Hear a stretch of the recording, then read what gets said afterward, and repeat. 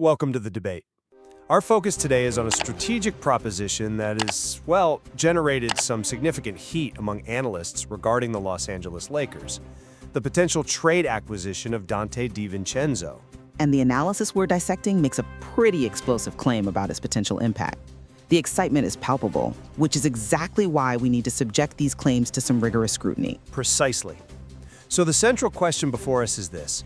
Does adding a player with DiVincenzo's very specialized offensive profile truly elevate the Lakers' already high-level offense, currently top 7, into what has been termed an unstoppable offensive championship-winning machine?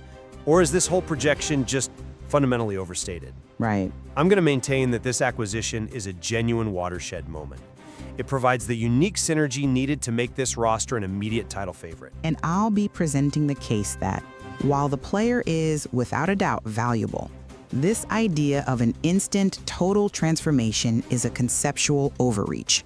It risks confusing an elite complementary piece with a structural fix, and I think it neglects the defensive requirements for a real championship run. And to set the stage, I want to be clear about where this is coming from. The source material, from analysts on ESPN, asserts without reservation that DiVincenzo's arrival changes the game, changes the West, and changes everything, making the Lakers favorites for the real title. And that claim is rooted in some pretty sound strategic logic, not just wishful thinking. My position is that this trade provides the precise, missing offensive gear you need to go from being a very good team to a true champion team. DiVincenzo's value goes so far beyond just making open shots. He's described as an elite mobile sniper, and his most profound impact, really, it manifests without the ball in his hands. His perpetual motion, his intelligent cuts, they force defenses into a constant recovery mode for the entire shot clock.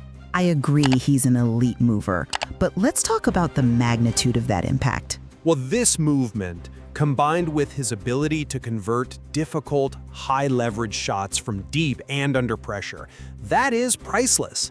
It directly addresses the most persistent challenge the Lakers star duo has faced: constrained space. This addition creates, and this is the key phrase, real offensive separation. It guarantees wider driving lanes for LeBron, and it just dismantles the defensive focus you need to double-team Anthony Davis in the mid-range. And look, history validates the strategy. Teams with overwhelming offensive strength, they survive, even with just a regular defense. In the playoffs, that forces opponents to constantly chase, which leads to fatigue, and that is what the Lakers are built to capitalize on. Okay, but I have to reject this notion that overwhelming offense is some kind of silver bullet that just negates systemic flaws. The very analysis you're citing, it admits a crucial caveat. It says DiVincenzo doesn't solve the problem of the team entirely, and it specifically points to the defensive side as needing to be worked on and adjusted. So if the path to becoming favorites for the real title still requires a defensive remodel after you get him, then the claim of instant total transformation is just logically inconsistent. Well, the adjustment might be minor relative to the massive gain on offense. I'm just not convinced.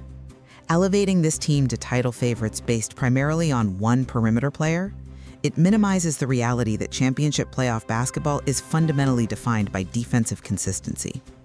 And the analysis, frankly, suffers from hyperbole. It asserts he stands out in a statistic where only names that carry franchises on their backs appear. I mean, come on. He is an elite role player, a brilliant complementary piece, yes, but characterizing him as a structural transformer who can unilaterally shift the balance of the West, that diminishes the actual heavy lifting required from LeBron and AD. And besides, relying on the emotional collapse of your opponents, that they'll lose focus, make mistakes, despair, that's a really precarious strategy for a sustained playoff run. All right, let's pivot directly into that then. The sufficiency of an offense-first championship model.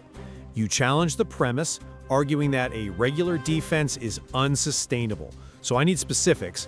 What empirically constitutes a regular defense in the context of recent champions? And why do you believe the playoff environment just fundamentally eliminates defenses that operate at that level? So when the source suggests a regular defense, we can assume they mean one that's hovering around league average, maybe, ranking between 12th and 18th in defensive rating. Now, look at recent history. Since the mid-'80s, you would be really hard-pressed to find a champion whose defensive rating wasn't firmly cemented in the top 10. Defensive stability is the bedrock. In the playoffs, where every possession is precious and scouting is meticulous, if your main strategy is to just outscore everyone, the opposing coach is going to isolate and exploit that one defensive weakness over and over and over again. I see why you emphasize that historical precedent. I do. But the strategic landscape is evolving. The addition of DiVincenzo doesn't necessitate defensive excellence on its own. What it necessitates is tactical flexibility that makes targeting those weaknesses extremely difficult. His presence allows for highly effective, lighter lineups for small ball formations with brutal spacing.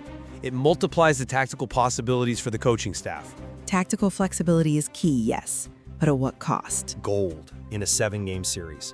When opposing coaches try to create game plans, they struggle against that constant, intelligent movement and 4 high-level shooting options. This isn't just about scoring a lot, it's about tactical exhaustion.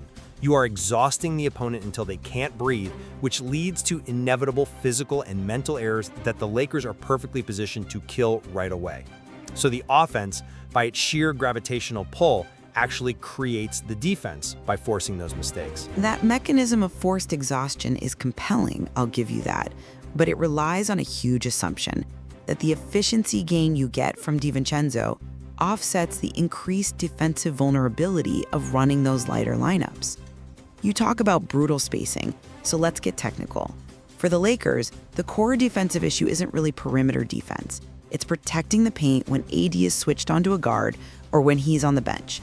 If DiVincenzo is paired with other smaller guards to maximize that spacing, sure, you gain a few percentage points from 3, but you compromise the entire vertical integrity of your defense. You're just inviting offensive rebounds and easy second chance points. Okay, that's a specific critique, but the focus has to remain on the unique nature of DiVincenzo's skill set and how it solves a very specific, very acute problem for their 2 stars. Let's focus on his impact. Volume, conversion under duress, and movement. This skill set addresses the Lakers' need for constant non-ball pressure to maximize LeBron and AD's effectiveness. And I absolutely acknowledge his elite talent. He excels at what analysts call gravity. He pulls a defender out of position even when he's not the threat, of course. But I just have to question the conceptual leap from elite role player to watershed moment.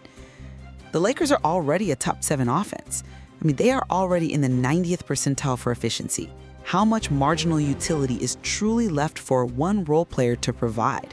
Realistically, his addition might move them from, 7th to 5th?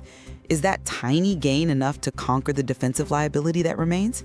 The focus on his offense just draws attention away from the need for defensive stability. See, you're focusing on incremental improvement, whereas I am arguing for a qualitative change in how the entire offense operates.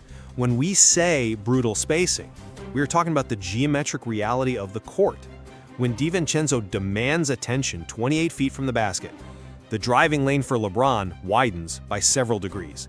It changes a contested layup into an uncontested one. More importantly, it completely nullifies the strategy of clogging the paint, which every Western Conference rival uses against the Lakers.